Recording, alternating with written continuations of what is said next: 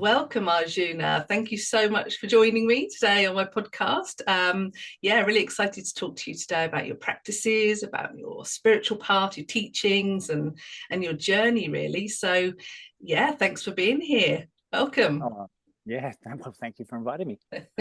It's great to see you. It's been a while since we've connected, so it's also really nice to reconnect with you and see how things are going. So, your path, so Arjuna Ishaya, Yes. I first met you many, many years ago. You were my meditation teacher when I first came to the practice of Ascension, which you are a teacher of still, aren't you? I certainly am. Yep. So we can talk a bit about that, a bit about your coaching work, and as I said, I'm really keen to sort of talk about your journey into the life that you're living now, which is a fascinating one. So I'll give you the platform. Tell us a bit about who you are, what you do. Oh, wow. Off you go. Where do I take this?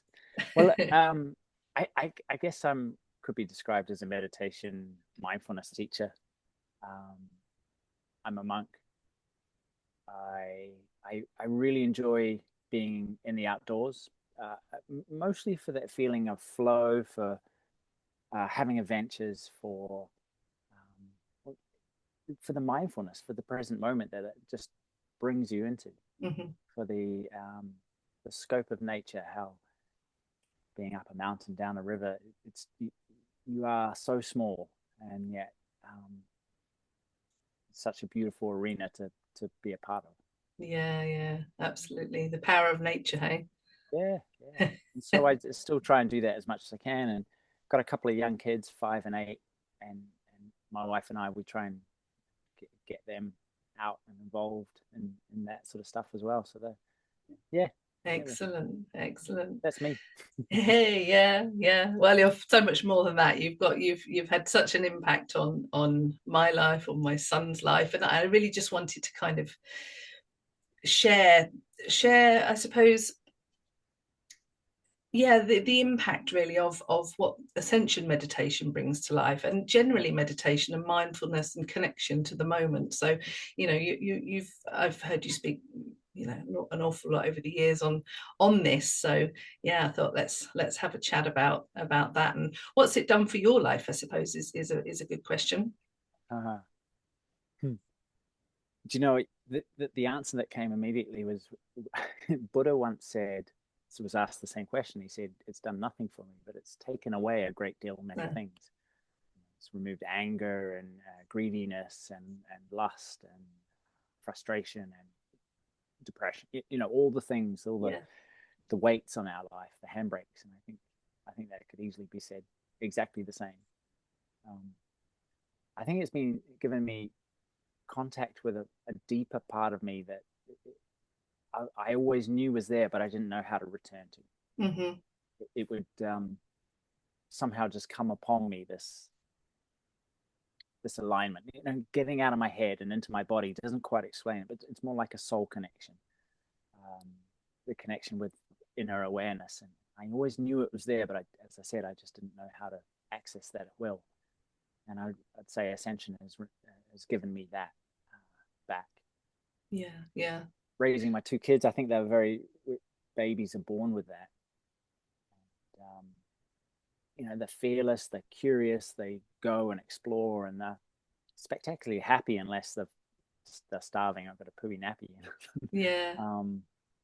It's regaining that state where I'm thinking less of myself and just involving myself in life. That communion. It's like living in communion with what is now, what is present now, isn't it? And having removed what's in the way. Yeah.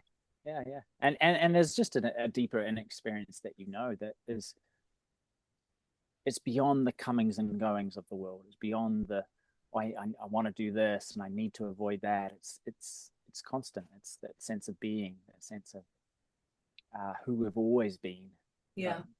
Rarely do we slow down enough to rest and tap into it. But that part of us, the higher self. The higher self, yeah. And I think the more conversations I've been having recently, especially doing these podcasts, I'm coming across that real sense that I think, like you said just now, everybody has an awareness that there's something more to us, that there's something else, isn't there?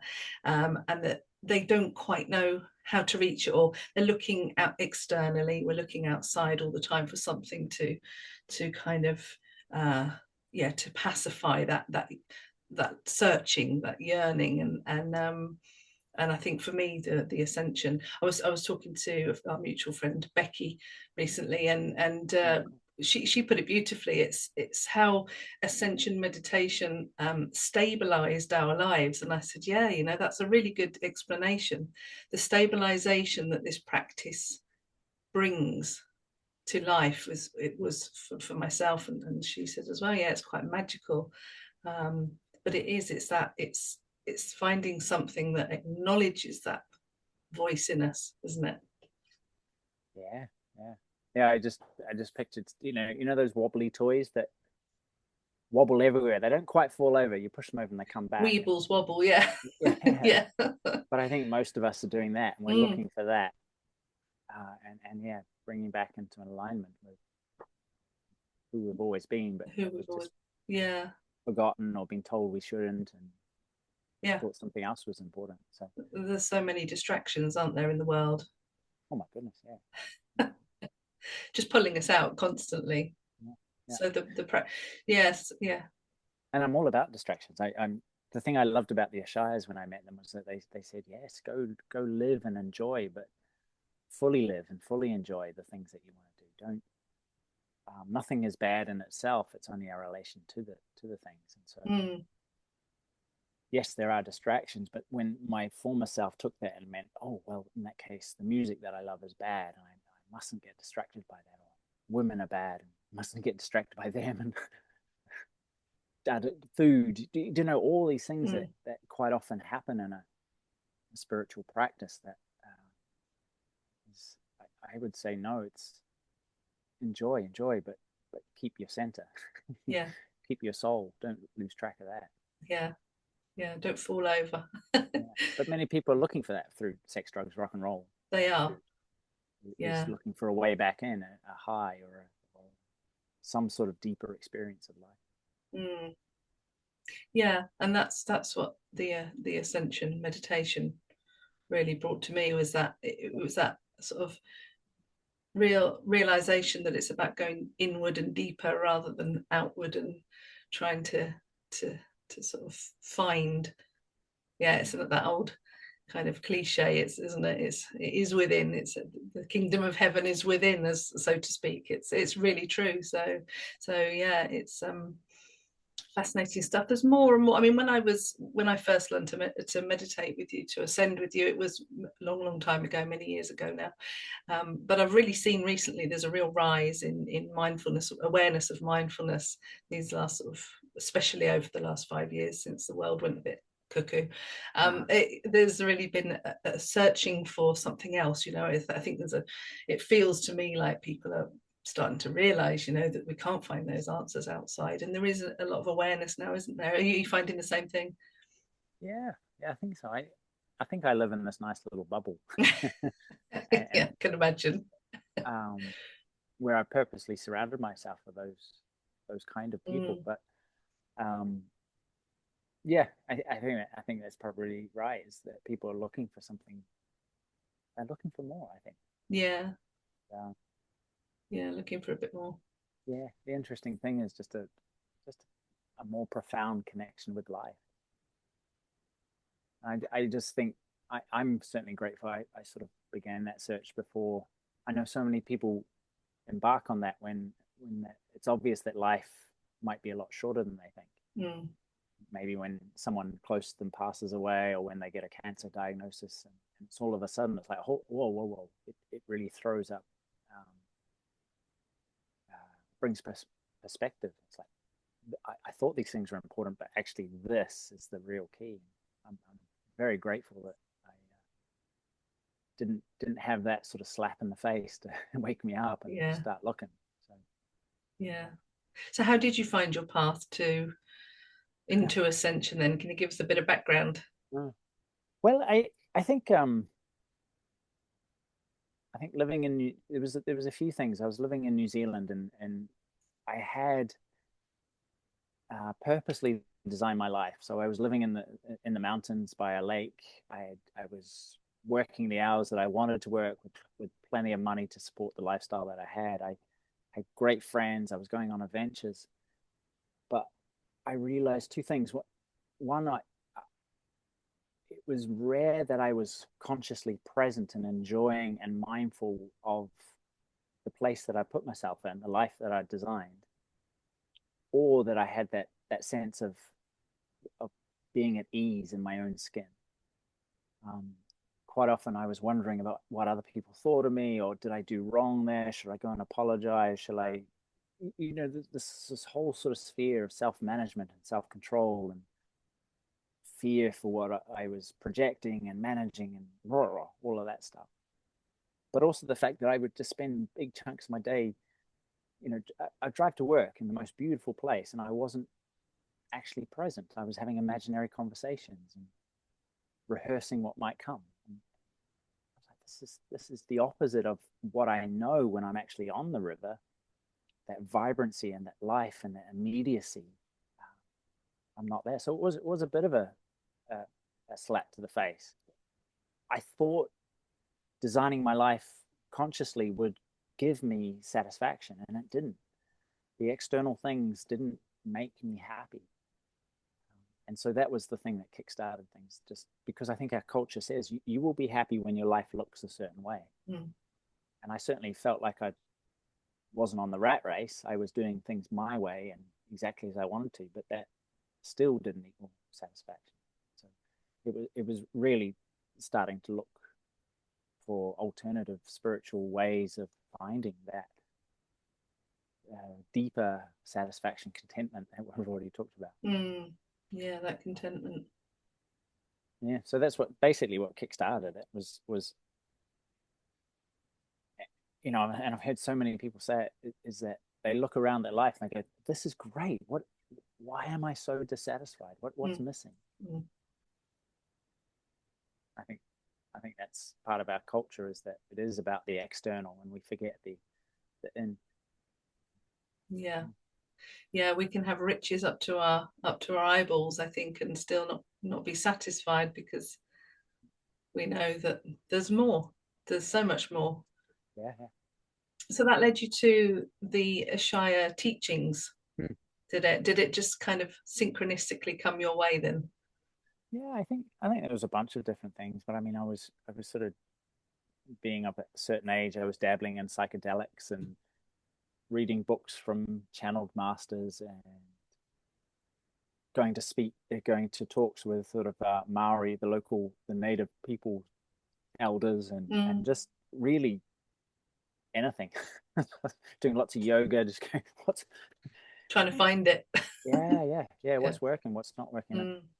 I think my yoga practice was pretty good, because the 5 minutes when you lie in shavasana at the end, where you just lie flat on the floor. I remember the classes just after that, just walking home like I was floating. It was that deep peace and presence, and the arguments and the concerns, and there was no self-image troubles. It was just me walking. So I think that yoga practice really gave me an idea of, I want to learn how to meditate without having to do an hour and a half of yoga, and just take that wherever I am. Yeah, absolutely. I think what you taught me, and the practice has really taught me, and why it speaks to me, is because it really kind of shed all of those ideas and those illusions, or those sort of implanted ideas, that meditation had to be strictly disciplined, and it had to be you had to sit with your back straight and your legs crossed for 10 hours a day, and that real that sort of torturous idea of what meditation needs to be to work. And when I found the Ascension practice, it was so opposite and so accepting, I think is the word. Yeah, and I think, did you find most of your students that kind of get that sense of relief when they find out what it is? I hope so. Yeah. I know myself, when I first rocked, I was very arrogant, really, and just thought, oh, this is too simple to be good enough. It's not hard enough. It's a bit lax. It's a bit too allowing. And as you say, I was used to meditating with a very straight spine with crossed legs, and I was certainly suffering after 30 minutes of that. But it felt like, well, it has to be hard to control my mind. But yeah, I really hope that people get that message, that they want to forget their bodies, not put their bodies through torture. Yeah. The body does that best through comfort, relaxing, straining.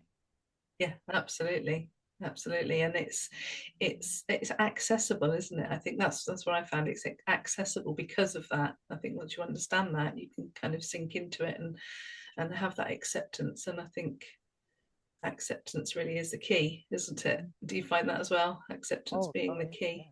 Yeah. I mean, I think we were talking about the other day, this idea of talking to a bunch of ascenders who've been in it for a while, and just saying, look, you all have an idea of this, a spiritual finish line. I will be enlightened when. And you all have this unspoken list of these traits or these abilities or these things that you won't be doing or won't be saying or won't be thinking. And they're all wrong. It's almost like this list of shoulds and expectations are our special ones, and we keep a hold of them because that's what we feel we're aiming towards. And the trouble with that is that when we just naturally freely live, the comparator, the judge pulls out this list and says, well, it's fell short of that one. Do you know what? And it kind of very much, it's overused, but the ego stays alive because it's constantly measuring and judging and just doing that whole self-management thing, but with a seemingly spiritual goal, and it's just another facet of the thing. Yeah. So to allow, to relax, to be gentle, to be comfortable, to forget, to really soak in the inner experience is so simple, so easy. It doesn't require anything, and yet we think it should look this way and look that way, and it can't. If babies are born with it, and they are, or at the very least in their womb, that spark of creation is pure, then it doesn't take a lot of effort to get back. Yeah, the mind is powerful, isn't it? Oh yeah, it's a powerful tool. Yeah. So speak about the ego then. So if you would, so you mentioned the ego there, and what are your thoughts around a lot of this kind of new age thinking that we need to kill our ego? The ego needs to die. I kind of hear that coming up a lot, and it kind of really rubs me up the wrong way a bit. But the ego, surely it has its purpose. We wouldn't be able to survive on planet Earth without the ego, would we? So what are your thoughts around that? Wow. When people ask me that, I say, who's trying to kill the ego? who wants to get rid of something? Who wants to deny or push away anything? Okay. And really, that's the ego, the controller, that controlling tendency that we've all had. And it all stems back from this idea that we're not good enough, exactly as we are. That we have to change, evolve, be different, and then on the other side of that list of unspoken expectations, then I'll be perfect. It's this constant measuring that I'm not good enough exactly as I am. Yeah. And we think far too much about ourselves, and this is really just I would say just a spiritual form of thinking far too much about yourself. Spiritual narcissism, isn't it? It's kind of like real self-indulgence. And really it has a pattern, but it's just a bundle of thoughts that has gathered momentum. It seems like us, but the awareness that shows up in is us. We are not the mind that comes and goes. We have one, and this, absolutely you can change it and shift it and make it different, but it's constantly moving and shifting. And really, the whole search wants to be about that which does not change, that which has been constant always, that which is never broken, cannot be broken, cannot be removed from. Yeah. So yeah, you were talking about distractions. It's a distraction to try and fix your ego or destroy it or get rid of it. It's just another distraction, just a side trip. Yeah. Because where's the end? Because the ego will never be satisfied. It won't. It's a hungry monster. Yeah. So to find peace from that, I think, is remedy, isn't it? That's the remedy for humanity, in my view. But, I think so too. I think just that willingness to, well, first of all, find, search, explore, be curious about that state of awareness that you are, that sense of being. I mean, for the listener, the watcher, you are alive, that fact of your existence. And when you bring it back away from the body that's talking and wiggling his fingers, and even back from the things that I can see, and that fact of existence, of being, of presence, is undeniable, and it doesn't require anything. No. It's the most simplest, beautifulest way of just being you. Totally nothing to fear, nothing to hide, nothing to prove. It's just you beyond all the layers, and it's always there. And for me, it sounds something like Ascension just resonates, aligns you with that beautifully. Yeah, and helps you grow in that and stabilize in that, which we mentioned before. That's stabilization of being in that place, so that whatever is happening in life around you, we can have that sense of feet on the ground, and in the this is who I am now, and I am not my thoughts. It's really interesting that phrase, I am not my thoughts. Who's watching the thoughts? So many people, when I speak to them about that, you can see their faces there. It's like the computer doesn't compute, but it's so powerful, isn't it? Getting people thinking about that. Love it. Same thing, physical feelings, pain, emotions. You may be experiencing them, but you are not it. And the more you focus on them, the more they grow. That's another reason why trying to kill the ego is doomed to fail, because the more you focus on the ego, the more you find.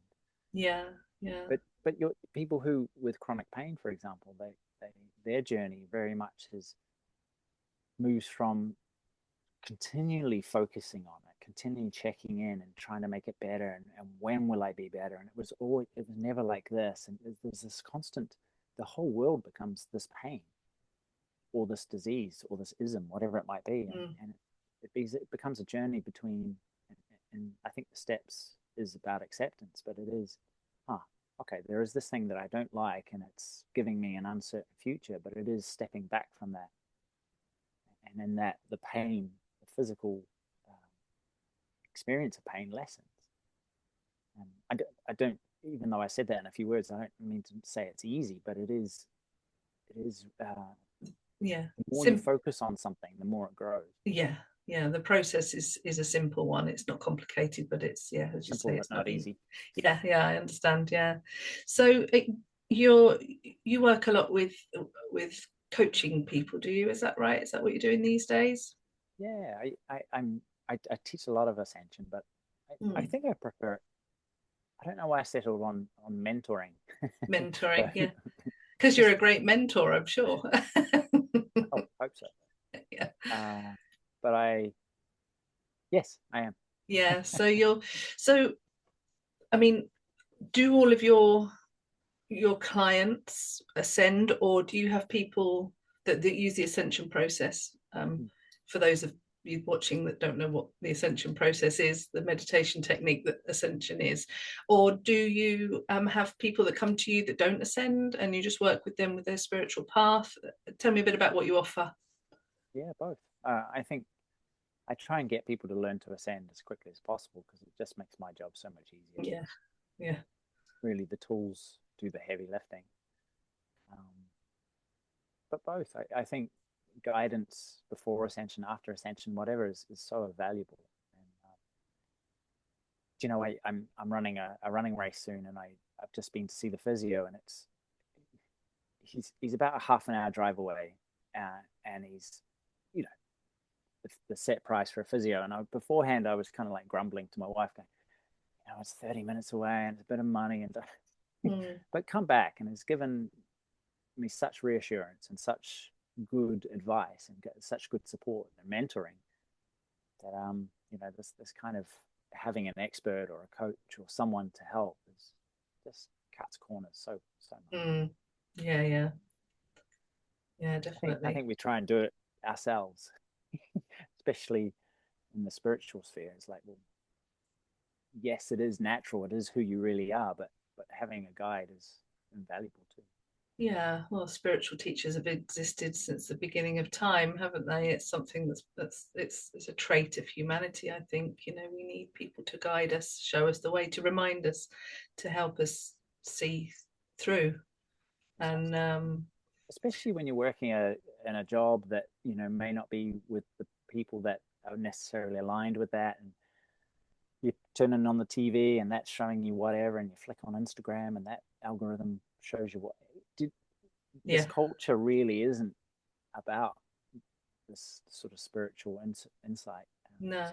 And it doesn't help us and encourage us to tune into ourselves. It helps us, it forces us to tune out, doesn't it? Especially with the media. So you were working with the military, weren't you? Last time I remember connecting with you, you were doing some work with mindfulness with the military. So are you still doing that? Tell us a bit about how that is. Yeah, it's the bomb disposal squads. And so the Army, Navy, what's the other one? Air Force. Air Force. And the London Metro Police. Oh, wow. Okay, the police as well. Yeah. Wow. And so it really is to put it under the umbrella of mindfulness or stress management or even life coaching is always seems limited, but essentially those terms will give you the idea of what they used to be. 5-day retreats, and we've condensed them down into 3, because 5 is a nice luxury, but some of these guys and girls are incredibly busy and in demand. So 3 days seems to be all they can take off. Be away from duties and their families. Yeah. So it's an awesome, really, retreat, and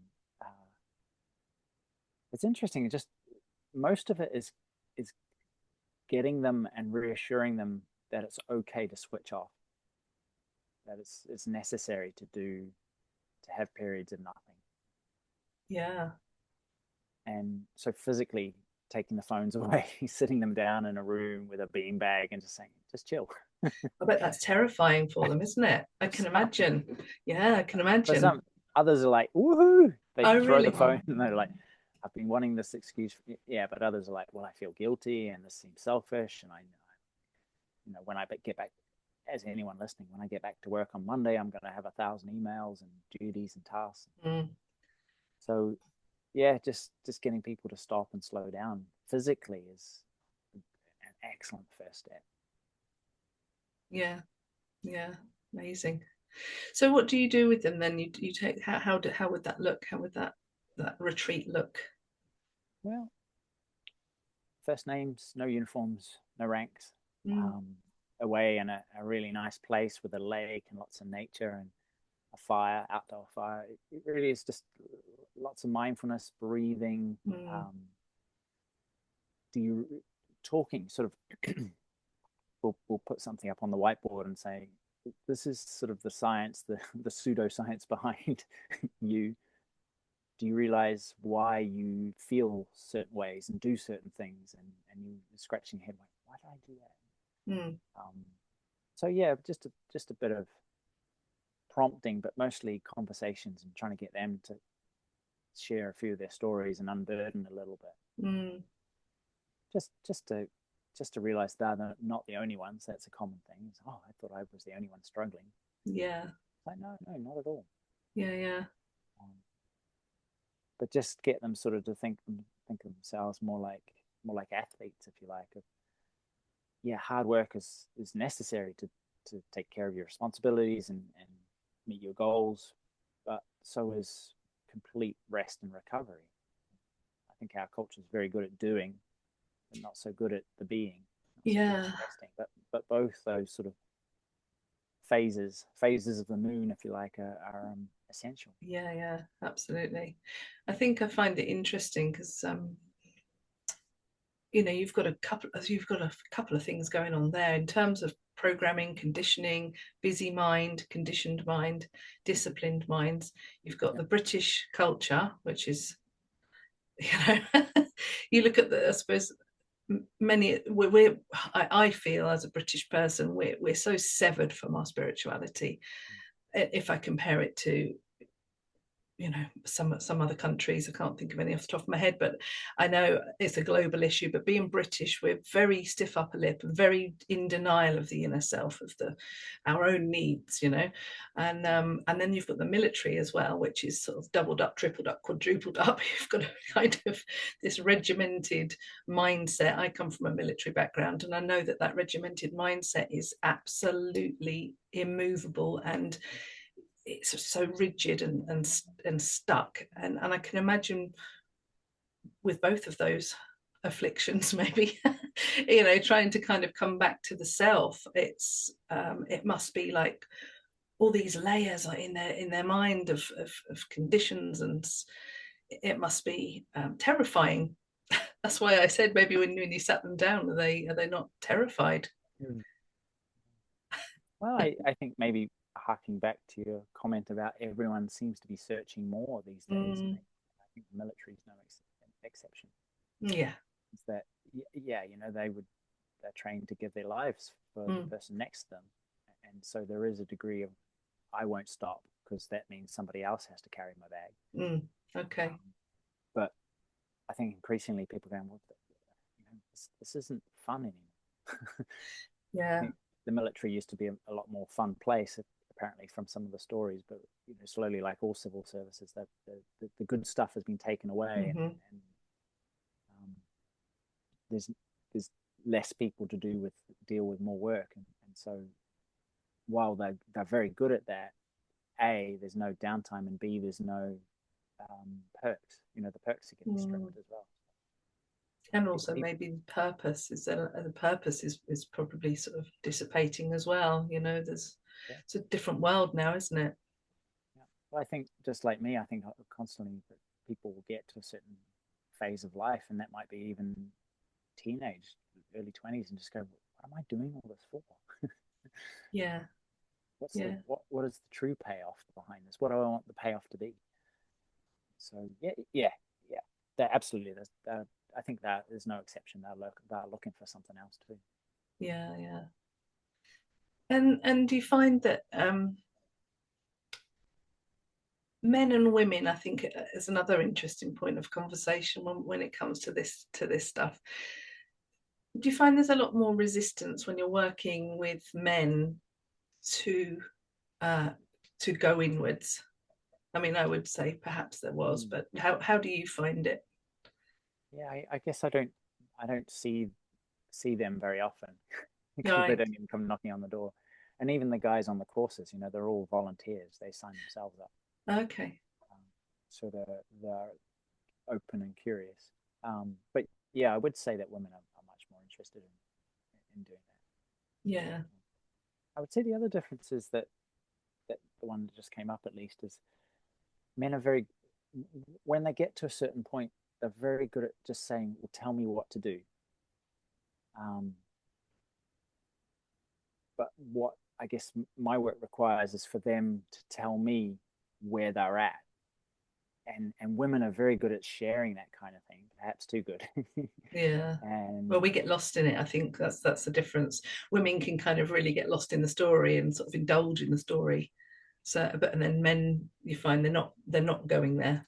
Yeah. That's that whole the talk theme of mental health, especially towards men, is and it was Andy's men's club, and so it's just that providing spaces and ways for men to kind of lean on their men friends and go and share a bit of this stuff, because I think that very tight-lipped and very, sort of the old school provider, protector. I've got to be the rock for everybody, and yet I can't show weakness, and all this kind of, stuff, which, yeah. So that sort of getting them to tell me what they're experiencing and ask questions and sort of just be a bit more vulnerable in that respect is part of the journey with most men, I would say. Yeah. Whereas it seems very easy for women to do that, but when it comes to doing things for themselves, that's where they fall down. Right. It's harder for me often for women because it feels selfish that I'm taking for myself and I'm not looking after everybody else, and I think that can be a common theme. I'm giving to everybody else even though I'm resenting everyone while doing it. Yeah. I mean, I talked to a bunch of school teachers the other month, and that was, burnout and overwhelm. I said, don't let it be a badge of honor, because it almost is that you should be exhausted by the end of the term. And really saying to them, it's not a nice thing, but almost a necessity. This what's your self-care routine? What do you do to re-energize yourself after you've been giving to your family, and then you go to school all day and give to the kids and or your colleagues, and everybody was like, oh, that sounds great, but I can't do it. Yeah, that's a real common one with women. I know, especially as a creative person myself, I like to make music and I like to paint, and my kids are older now and left home, so I don't have any children at home, but still I have those patterns in my mind of, oh, I'd like to paint some of my picture today, I'd like to pick brushes up, and then my mind will kick straight into, oh no, well, you need to mop the kitchen floor, you need to do the laundry, oh, something needs tidying, and those thoughts will win. Yeah. And I think there's this real sense of, with women, that we need to sort of look after the environment around us, the people around us, before we do anything for ourselves. It's really, really thick there, isn't it? In the psyche of women, it's like mud. But Ascension helps. It helps when I'm practicing regularly. It will help clear that mud, clear the mist, of all those busy thoughts, and it's pretty magical. But before that, there's just got to be the willingness to take the time and sit down and not, I'll just go help such and such with my neighbor with her firewood, or there has to be the willingness to go, actually, this is my 15 minutes.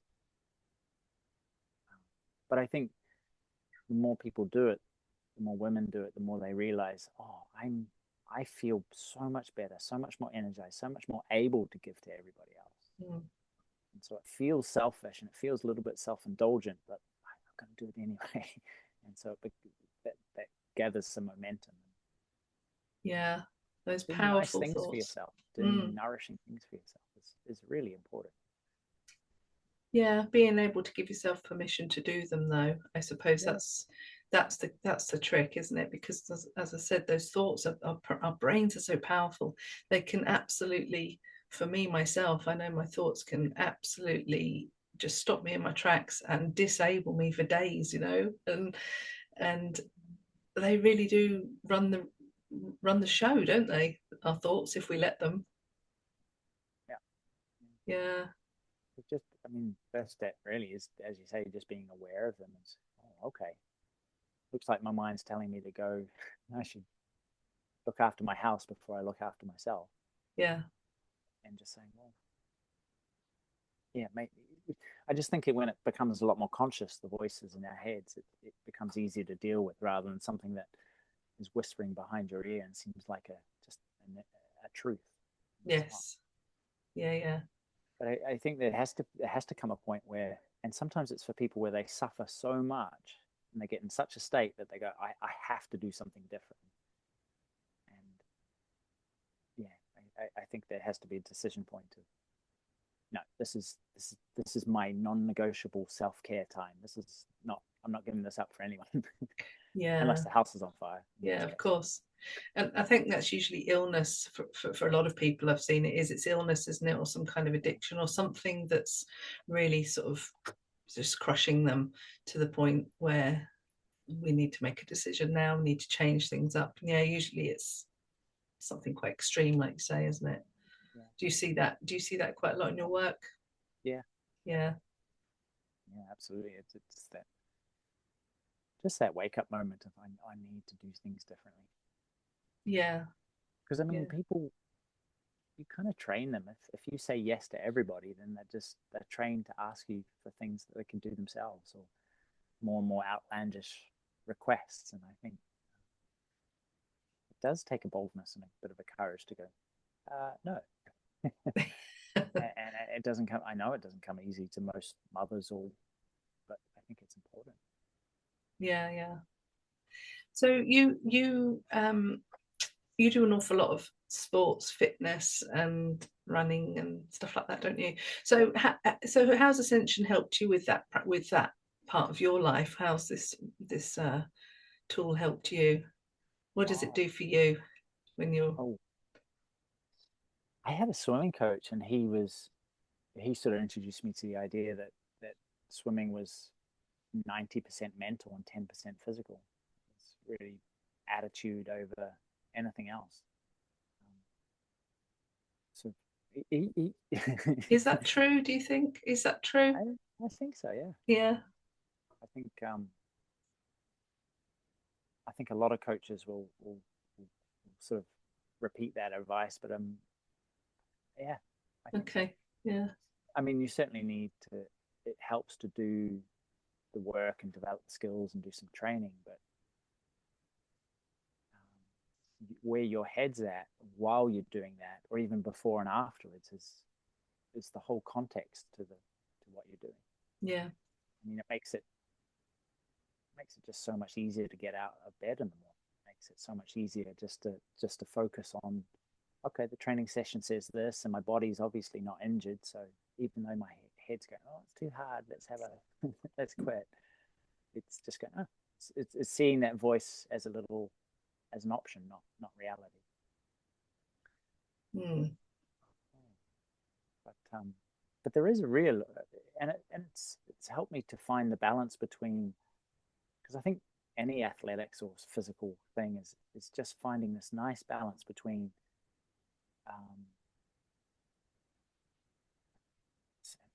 trying to find the right words, because it's this dance between commitment and consistency and just showing up every day, like an artist, or a writer, or anyone.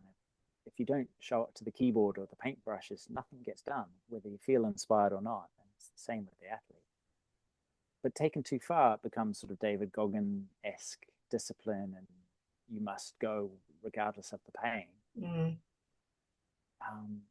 And sort of on the other shoe is just the gentleness and the receptivity and the sensitivity to go, this is getting too hard, too harsh. I'm being too driven.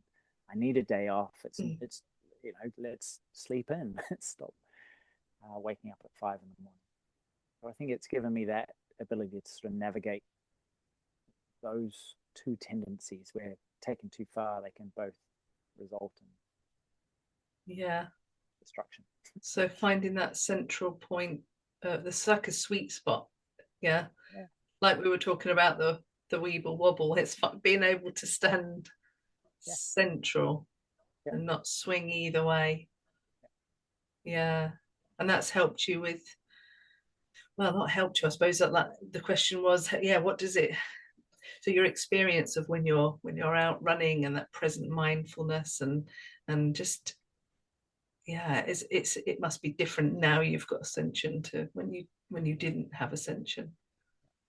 I mean, just running up a hill, and there comes a point where the voice in your head says, stop, I'm puffing too much. And if you just ignore it, you'll find that you can go so much further than you thought you could. Yeah. My wife in giving birth, in labor, it was incredible, the grace and man, it looked like such hard work. And yet she did it all with grace. I don't know how else to describe it. There wasn't resistance to there wasn't fear. It was just, this is happening. It's so intense, but I can breathe. It's acceptance. Acceptance of what's happening. yeah. Because But if you let those voices get in the way, man, you get that becomes suddenly very hard and very painful, I imagine. Yeah. And then you've got a fight on your hands, haven't you? And I suppose that's the same with the exercise and movement. And if we're resisting those thoughts, and there's a fight there, and then ultimately, if we listen, we lose, don't we? Mm. Yeah. Mm. Yeah, interesting stuff. When you asked me about whether the mind, oh, I said it was 80%, 90% mental and about attitude. What was your take on it?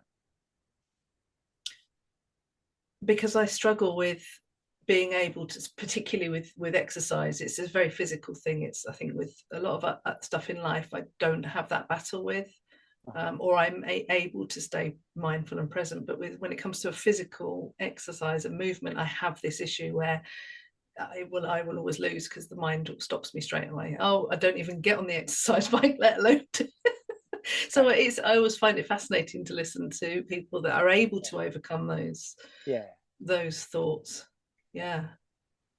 Well, I think sometimes too it's about expectations, that I need to be sweating for 90 minutes and it needs to be horrible, and that's what I love about there's a running program called Couch to 5K, and it really just gets you to lace up your running shoes and just do some sort of gentle shuffle to the nearest telegraph pole. Yeah.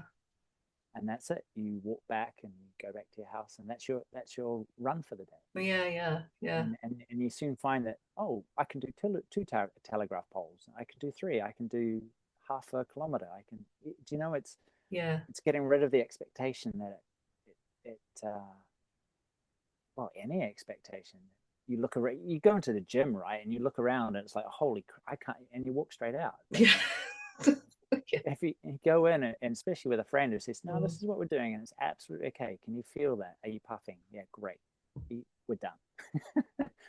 Let's go. And you get that glow, and your appetite fires up, and you're like enjoying your food, and you go have a sauna afterwards, and it's like, yes, you get momentum like that. Yeah, and I think those thought patterns as well. I'm sure it's the same with anything, isn't it? Once you've achieved something, even if it's a tiny step, you know you can achieve it, and then more next time. So it's building blocks and new spheres, I suppose, as you would say in the Ascension world, new spheres of belief, I suppose, aren't they? Yeah, and it really just comes through being curious. It's like, I think so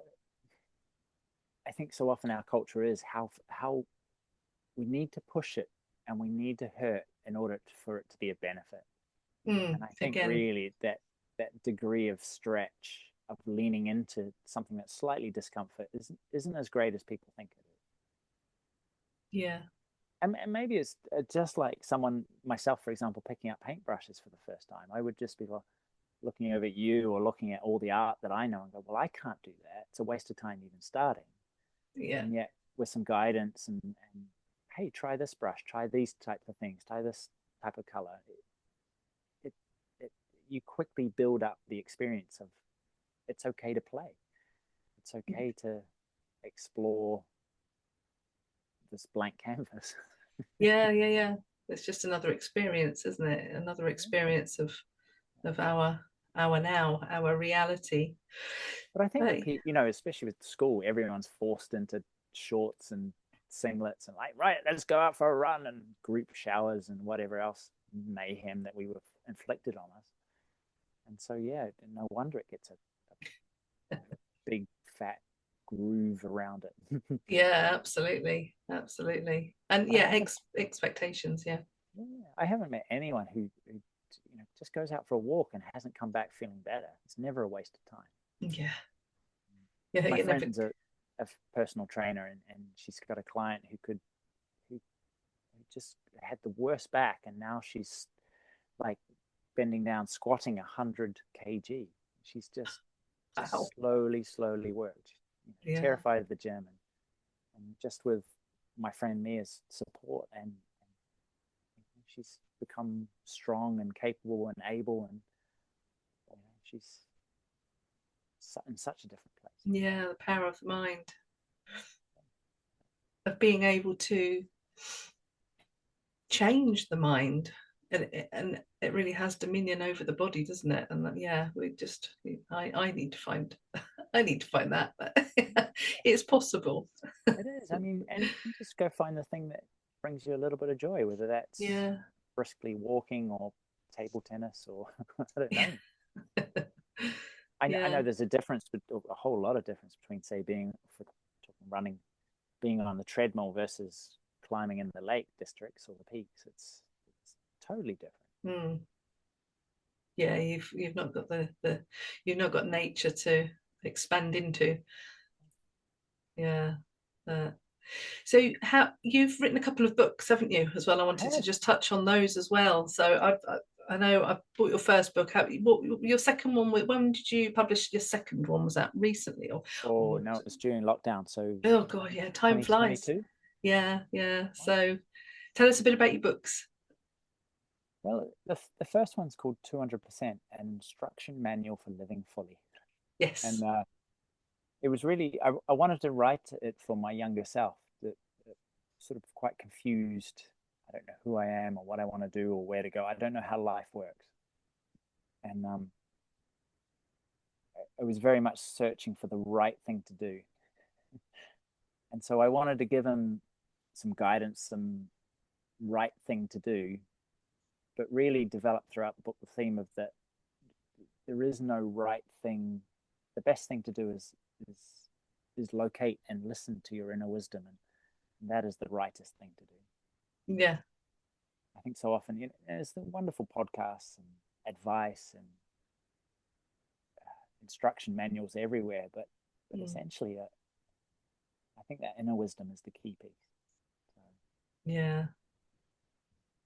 I tried to provide bits of principles of wisdom that perhaps is more about humanity than individuals. I mean, things like acceptance. I think that's a universal key to many things. Yeah, it's a powerful one. But also courage. I think I have a chapter on courage, and I think again that whole dynamic between courage and acceptance, and I think balancing both are very important. Yeah. I mean, kids don't have courage, do they? They just do it. They don't think about it, do they? They just do. Yeah. We put those fears into them, don't we? Yeah. So courage is something that is kind of needed to take the leap to return to that state of freedom. Yeah. So that was that, and then the next book was just a smaller one, really. It's called Chasing More and Finding Enough, and it was really about how my life as a swimmer was about chasing more. There was always more, and never finding anything. Each goal, okay, what's the next one? There was no satisfaction in the journey. It was often about the external rewards of hard work, of the gold medals or the recognition or the outer stuff, rather than really enjoying building something. Because the gold medals only happened a few times a year, well, if they happened. But the training was 6 times a week. So 6 days a week. So it was just about that again, that whole sense of how we're so wrapped up in the doing, we forget the being behind the doing. We are, after all, human beings, not human doings. Indeed. So, I mean, you've been doing this for a long time now, haven't you? As long as I've known you and beyond. So you've really come to understand these spiritual lessons and these understandings you live your life with now. If you're not now chasing those gold medals and those outward goals. Do you still have goals? What are your goals now, or have you just dropped the idea of goals altogether? No, I think they're like, for example, in 2 weeks' time, I'm running a 50-mile race. Okay. And so that's been a big fat goal. It's been amazing how that's crystallized. So 5 o'clock in the morning before the kids get up, I've been, oh, this is my time to run. And it's never been easy, but it's when I remember why I'm doing it, it's, oh, I want to get out of bed. Yeah. Now, certainly when I don't want to get out of bed, that's a really good sign of, oh, no, to be sensitive to that, sleep in, you need to rest and recover. But that whole attitude of, oh, no, I want to go do this hangs on the fact that,